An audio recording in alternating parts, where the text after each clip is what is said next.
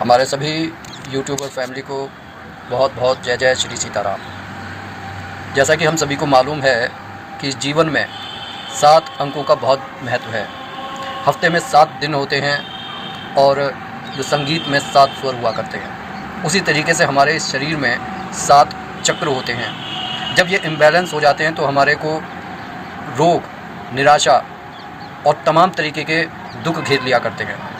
अगर हम इनको बैलेंस कर सकें तो ये आप निश्चित तौर पर समझ लीजिए कि ब्रह्मांड की ऊर्जा आपके अंदर समाने लगेगी और इन चक्रास के ठीक रहने से हमारी मानसिक स्थिति ही नहीं सुधरती, बल्कि हर तरीके का जो सोचने की शक्ति है उसके सुधरने से हमारी फाइनेंशियल स्थिति सुधरती है, हमारे रिलेशंस में सुधार होता है। तो सबसे पहले जो इन चक्रास में जो हमारे जीवन का आधार है और जो आधारभूत तत्व है वह है मूलाधार चक्र।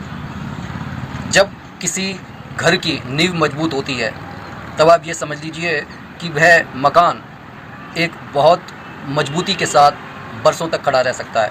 लेकिन अगर उसकी नींव कमज़ोर होगी तो वह मकान चाहे कितना भी मजबूती से बनाया जाए लेकिन वह कमज़ोर ही रहता है। बिल्कुल उसी तरीके से जो हमारा मूलाधार चक्र है, जो गुदा और लिंग के बीच में होता है, जिसके देवता गणेश भगवान को माना जाता है, उसको मजबूत करने के लिए, उसके अंदर वाइब्स पैदा करने के लिए हमारे को लम मंत्र का उच्चारण करना होता है। इसको एक्टिवेट करने से हमारी हड्डियां मजबूत होती हैं, हमारे अंदर मानसिक स्थिरता आती है और हमारे जीवन के नकारात्मक पक्ष सकारात्मकता में बदलने लगते हैं और हमारे जीवन में स्थिरता आने लगती है। हर तरीके के रिलेशंस, चाहे वो फाइनेंशियल हो, चाहे एक व्यक्तिगत जीवन में रिलेशंस हो, उनमें सुधार होता है। इसको करने के लिए हमारे को इस मुद्रा का जो है यूज़ करना चाहिए। इसे ज्ञान मुद्रा कहा जाता है, लेकिन इसका इस्तेमाल हमें इस तरीके से नहीं करना, बल्कि उसे हमें जहाँ पर हमारा मूलाधार चक्र होता है उसके सामने ही इस तरीके से इसे रख कर लम मंत्र का उच्चारण करना है। लम मंत्र का उच्चारण आप इस तरीके से करेंगे, लम।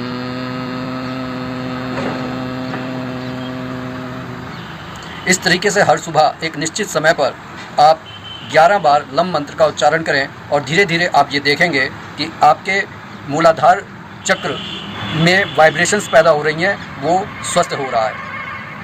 ठीक उससे ऊपर स्वादिष्ठान चक्र होता है। स्वादिष्ठान चक्र हमारी सेक्सुअल डिज़ायर्स को कंप्लीट करने में योगदान देता है, हमारी इच्छा शक्ति को मजबूत करता है। अगर हमारा स्वादिष्ठान चक्र मजबूत नहीं है तो हमारे अंदर दृढ़ इच्छा शक्ति नहीं होगी, हमारा किसी भी कार्य को करने का मन नहीं करेगा। इस चक्र को एक्टिवेट करने के लिए हमें वम मंत्र का उच्चारण करना होता है और इसकी मुद्रा कुछ इस तरीके से है। ये हमारे हाथ होते हैं, उसको इस तरीके से आपको रख लेना है। एक के ऊपर एक आपने इन हथेलियों को रख लिया और अंगूठों को इस तरीके से मिला लेते हैं और इस तरीके से आप बिल्कुल स्वादिष्ठान चक्र के सामने इस तरीके से रख कर आप वम मंत्र का उच्चारण 11 बार करेंगे। वम।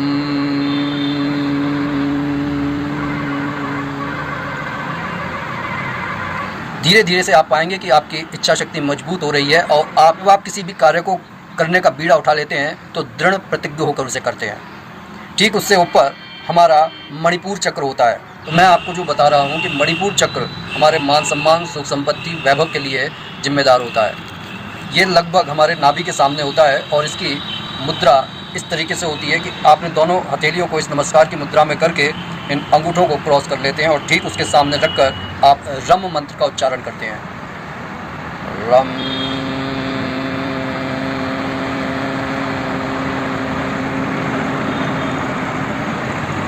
जब आप प्रतिदिन रम मंत्र का उच्चारण करने लगते हैं तब आप पाएंगे कि आपका जो ये अपान वायु का क्षेत्र है, जो अन्नमय कोश के लिए जो जिम्मेदार है, यहाँ पर धीरे धीरे से एक स्वस्थपन को आप महसूस करने लगते हैं, जिससे हमारे जीवन में जब ये जगह दुरुस्त हो जाती है तो धीरे धीरे से हमारे विचार अच्छे होने लगते हैं और हम सुख वैभव की तरफ स्वमेव चल पड़ते हैं। मणिपुर चक्र से ठीक ऊपर अनाहत चक्र होता है, जो लगभग हमारे चेस्ट के बीचों बीच में होता है।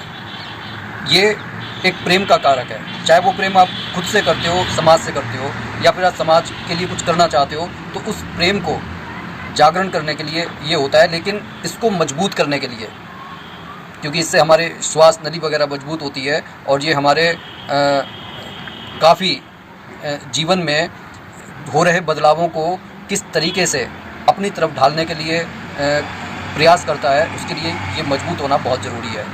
इसके लिए हम बुद्ध मुद्रा का इस्तेमाल करते हैं इस तरीके से, और इसका मंत्र है यम यम।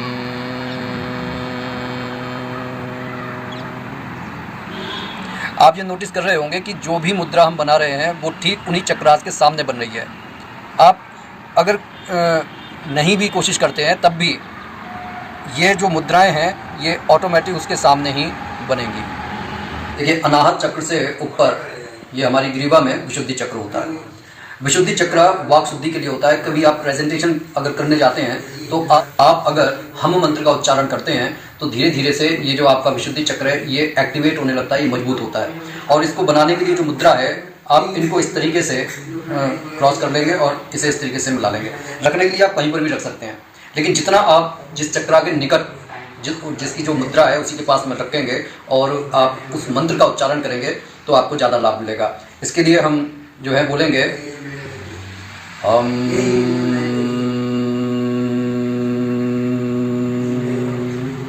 बिल्कुल उसी तरीके से आप 11 बार इसका उच्चारण करना है। थ्रोट चक्र से ऊपर ये भौहों के बीच में आज्ञा चक्र माना जाता है। ये जो है आध्यात्मिक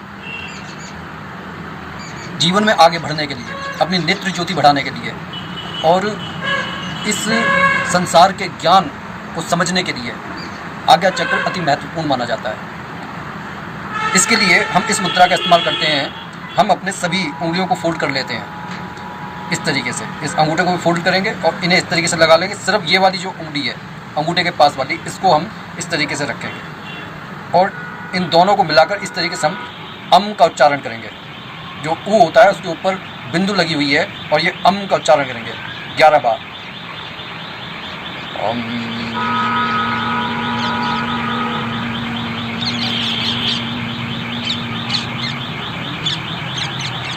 11 बार इसका अभ्यास करने के बाद आप यहाँ पर एक वाइब्रेशंस फील करेंगे और आप ऐसा महसूस करेंगे कि आपके आज्ञा चक्र मजबूत हो रहा है, उसकी शक्ति बढ़ रही है। ठीक इससे ऊपर यहाँ पर सहस्त्रार चक्र होता है जिसे ब्रह्मांड का केंद्र माना जाता है, जिसे परमात्मा का स्थान कहा जाता है। जब हम इसे अपनी शक्ति से भरना चाहते हैं तो इसका बीज मंत्र है ओम, और इसकी मुद्रा कुछ इस तरीके से होगी। इस तरीके से हम इसकी मुद्रा बनाएंगे और हम बोलेंगे ओम।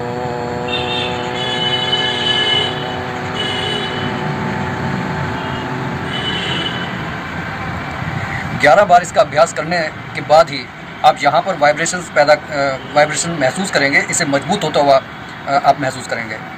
और 11 बार का इसका अभ्यास जब आप कर लेते हैं तो आप कितना भी हताश हो, निराश हो या कितना भी आप हारे हुए अपने आप को महसूस कर रहे हो, तुरंत आप ऊर्जा से भर जाएंगे। जीवन में आप जब काफ़ी हताशा से गुजर रहे हो और तुरंत अगर आप इसका अभ्यास करते हैं तो निराशा आपसे कोसों दूर चली जाती है और आप परमपिता परमात्मा की शक्ति को महसूस करते हैं, परमपिता परमात्मा को अपने पास महसूस करते हैं। प्रतिदिन हमारे को इन 7 चक्रों का जो है 11-11 बार अभ्यास अवश्य करना चाहिए, क्योंकि जब ये बैलेंस रहेंगे तो हमारा जो जीवन है वो एक सुखी और शांतमय जीवन बनेगा, जो हर तरीके की समस्या से लड़ने के लिए अपने आप को तैयार कर देगा। जिस तरीके से एक मोबाइल अगर पूरी तरीके से चार्ज नहीं है तो वह उपयोगी होने के बाद भी, क्योंकि उसके अंदर के जितने भी एप्लीकेशंस हैं, अगर आपको उनका उपयोग करना है तो आपको सबसे पहले उसके अंदर ऊर्जा को भरना होगा। कहने का मतलब ये है कि अगर वो पूरी तरीके से चार्ज नहीं है तो वो आपकी मदद नहीं कर सकता। उसी तरीके से अगर आपको इस मशीनरी का उपयोग करना है, किसी समस्या के समाधान के लिए लड़ना है, तो उसके लिए अपने इन चक्रास को बैलेंस करने की ओर प्रथम ध्यान दें। अगर आपके जीवन में कोई रोग लगा हुआ है या फिर कोई समस्या आपका पीछा कर रही है या लोगों से आपकी नहीं बनती, आपके नाते रिश्तेदारी में बिगड़ी हुई है, इसका मतलब आपके चक्रास बैलेंस में नहीं है। आप सबसे पहले किसी भी समस्या से लड़ने से पहले अपने इन चक्रास को बैलेंस करने की कोशिश कीजिए, फिर देखिए आपके जीवन में किस तरीके से चमत्कार घटित होते हैं। अगर इस महत्वपूर्ण जानकारी से आपको जरा भी लाभ पहुंचा हो तो लाइक, शेयर और कमेंट जरूर कीजिएगा। और अगर आप चैनल पर नए हैं तो कृपया सब्सक्राइब करना ना भूलें। बोलिए जय जय श्री सीताराम।